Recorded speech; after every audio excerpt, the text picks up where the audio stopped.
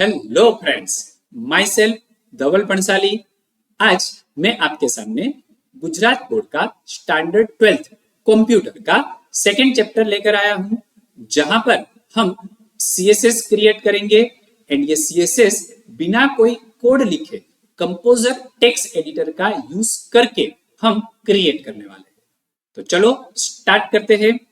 Second chapter मुझे यहाँ पर दिया है cascading style sheet and JavaScript, यानी कि ये चैप्टर को दो पार्ट में डिवाइड किया है। फर्स्ट पार्ट सीएसएस का है एंड दूसरा पार्ट जावास्क्रिप्ट का है। तो अभी हम फर्स्ट पार्ट डिस्कस करते हैं। सीएसएस का फुल फॉर्म क्या होता है? सबसे पहले तो यहाँ पर हमें दिया है कास्केडिंग स्टाइल शीट। ओके, अब इसका यूज क्या होता है सीएसएस का?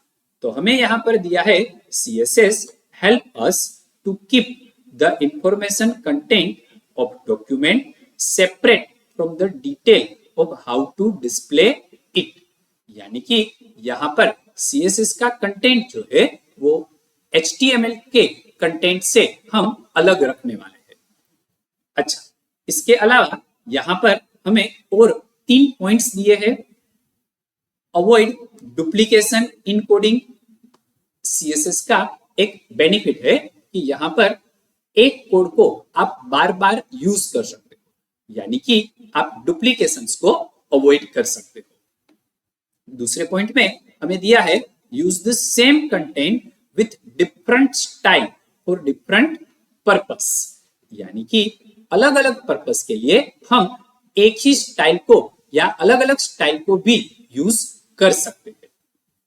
और हमारा कोड जो है सीएसएस का वो मेंटेन करना इजी हो जाएगा, क्योंकि यहां पर डुप्लीकेशन नहीं हो रहा है। बराबर। और इजी लैंग्वेज में समझने के लिए हम एक एग्जांपल लेते हैं कि कोई भी पैराग्राफ के अंदर आपको अगर टेक्स्ट बोल्ड करनी है या तो उसका कलर चेंज करना है, तो आपको हर बार वहां पर बोल्ड टेग अप्लाई करना पड़ेगा। इससे अच्छा है कि सीएसएस के अंदर पी टेग में आप बोल्ड टेग अप्लाई करो। अब आपको अप्लाई एक ही बार करना है और उसका यूज आप मल्टीपल टाइम कर सकते हैं। तो यहां पर बेनिफिट समझ में आ गया होगा। अब क्वेश्चन ये है कि ये सीएसएस लिखेंगे कैसे? तो चलो उसकी सिंटेक्स देखते हैं। तो यहां पर हमें सिंटेक्स दी हुई है। सिंटेक्स में क्या दिया है? सिलेक्टर। सिलेक्टर यानी कोई भी HTML का टैग। फॉर एग्जाम्पल हमने लिया H1। अब H1 में मुझे मॉडिफाई करना है, तो हम कर्ली ब्रैकेट के अंदर उसका प्रॉपर्टी लिखेंगे। प्रॉपर्टी यानी एट्रीब्यूट्स। तो उसका एट्रीब्यूट क्या है? कलर। और अब हमें क्या देना है? एट्रीब्यूट की वैल्यू। तो यहां पर वैल्यू हम क्या देंगे? ग्रीन। तो अब यहां पर ग्रीन कलर जो है वो हर एक H1 टैग में अप्लाई हो जाएगा। ये कोड हम लिखेंगे एक बार और उसका यूज करेंगे मल्टीपल टाइम। ओके, चलो आगे बढ़ते हैं। अब यहां पर हमें सीएसएस डिफाइन करने के लिए बुक में कुछ रूल्स दिए हुए हैं। क्या रूल्स दिए हैं? कि मुझे यहां पर टाइम्स न्यू रोमन फॉन्ट में कन्वर्ट करना है, अपर केस में कन्वर्ट करना है, अलाइनमेंट सेंटर करना है, बैकग्राउंड कलर लाइट ब्लू देना है एंड बॉर्डर डॉटेड करनी है। तो चलो अप्लाई करते हैं। अप्लाई करने के लिए पहले कंपोजर स्टार्ट करते हैं। तो मैं गया स्टार्ट मेनू के अंदर और यहां कंपोजर स्टार्ट कर दिया मैंने। कंपोजर के अंदर सीएसएस स्टार्ट करने के लिए सीएसएस एडिटर के ऊपर हम क्लिक करते हैं। जैसे ही क्लिक करेंगे तो वो पेज का टाइटल पूछेगा। तो मैंने यहां पर माय सीएसएस पेज टाइटल दे दिया एंड ओके। जैसे ही ओके दिया तो सेव का डायलॉग बॉक्स आ गया। अब हमें सेव कहां करना है?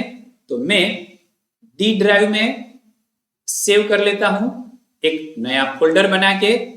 तो न्यू फोल्डर के ऊपर मैंने क्लिक किया उसको नाम दे दिया चैप्टर 2।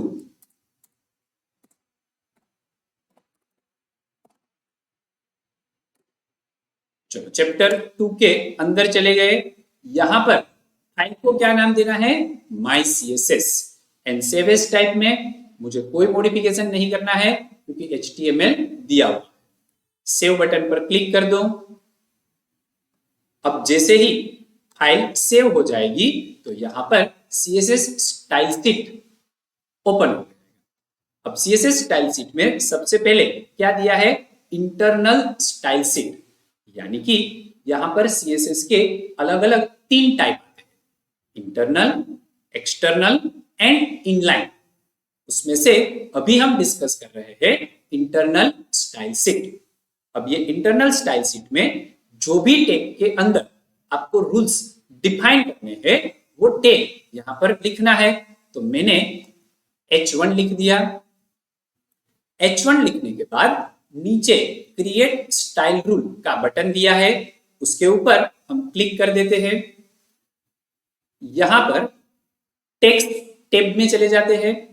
टेक्स्ट टैब के अंदर प्री डिफाइंड दिया हुआ है मुझे फॉन्ट फैमिली में, उसको सिलेक्ट किया। उसके अंदर टाइम्स न्यू रोमन को सिलेक्ट कर लिया।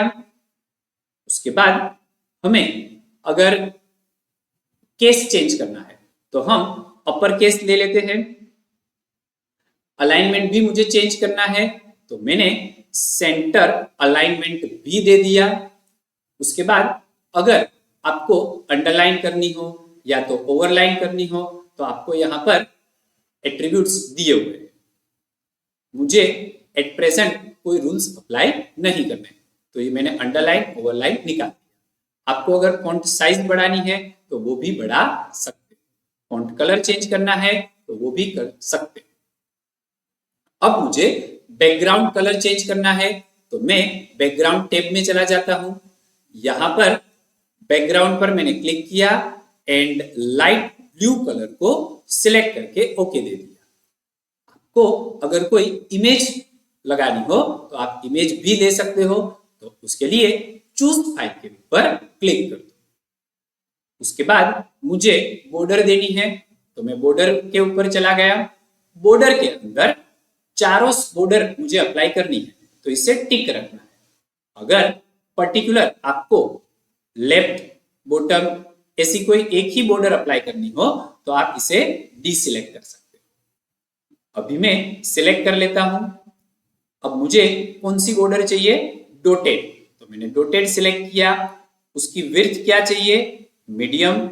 अब बॉर्डर का कलर भी दे देते हैं हम लोग, तो मैंने रेड कलर देकर ओके दे दिया। अब मैं जनरल टैब में चलता हूं। जनरल टैब में मैं जाकर देखूंगा तो मैंने जितने भी रूल्स अप्लाई किए थे वो सारे यहां पर लिखकर आ चुके हैं, बराबर। तो चलो मैंने यहां पर ओके दे दिया।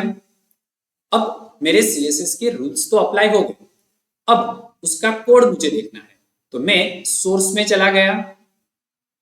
सोर्स में जाकर अब थोड़ा मैं इसे जूम कर देता हूं। देखो यहां पर आपको पूरा CSS दिख रहा होगा।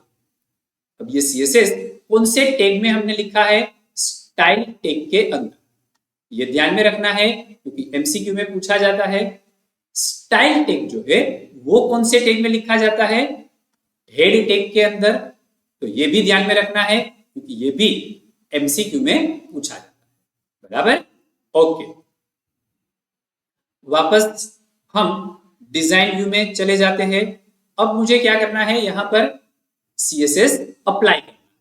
अब CSS अप्लाई करने के लिए मैंने कोई एक वर्ड लिख दिया, हेलो,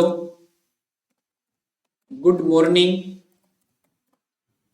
अब ये दोनों वर्ड के ऊपर CSS अप्लाई करनी है। तो सबसे पहले मैंने हेलो को सिलेक्ट किया। सिलेक्ट करके फॉर्मेट मेनू में गया, वहां पर पैराग्राफ, पैराग्राफ में हेडिंग 1 के ऊपर क्लिक किया। अब जैसे ही क्लिक किया तो हमने CSS में जो जो रूल्स अप्लाई किए थे वो सारे आपके सामने अप्लाई होकर आ चुके हैं। अब आप सोचोगे कि हेलो में तो अप्लाई हुआ, लेकिन गुड मॉर्निंग में, चलो उससे भी सिलेक्ट कर लेते हैं। वापस फॉर्मेट पैराग्राफ एंड हेडिंग 1, तो उस पर भी अप्लाई हो गया।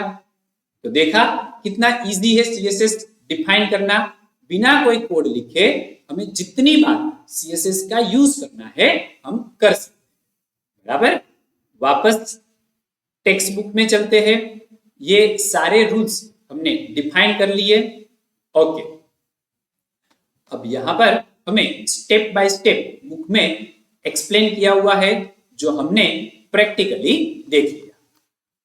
अब टेक्स्ट बुक के अंदर मुझे एडवांटेज एंड डिसएडवांटेज दिया हुआ है सीएसएस का। तो एडवांटेज में सबसे पहले क्या दिया है, सीएसएस जो है वो क्या करता है, web designers job is made easier, यानी वेब डिजाइनर को बहुत ज्यादा कोड लिखने की जरूरत ही नहीं है, तो उसका काम इजी हो जाएगा। अच्छा, दूसरा बेनिफिट क्या दिया है यहां पर, CSS has less code compared to that in HTML. HTML के कंपैरिजन में CSS में कोड कम लिखना पड़ेगा मुझे, बराबर। तो ये दोनों CSS के एडवांटेजेस हो जाएंगे। अब डिसएडवांटेज की बात करें तो यहां पर मुझे डिसएडवांटेज में क्या दिया हुआ है कि आजकल जो भी लेटेस्ट वेब ब्राउजर्स है वो सारे वेब ब्राउजर्स सीएसएस को सपोर्ट करते हैं। तो आप ये बोल सकते हो कि अब सीएसएस में कोई डिसएडवांटेज है ही नहीं, बराबर। ओके, तो आपको सीएसएस प्रॉपर्ली समझ में आ गया होगा। अगर आपको वीडियो पसंद आया हो तो इसे लाइक एंड सब्सक्राइब करना नहीं भूलना। Thank you.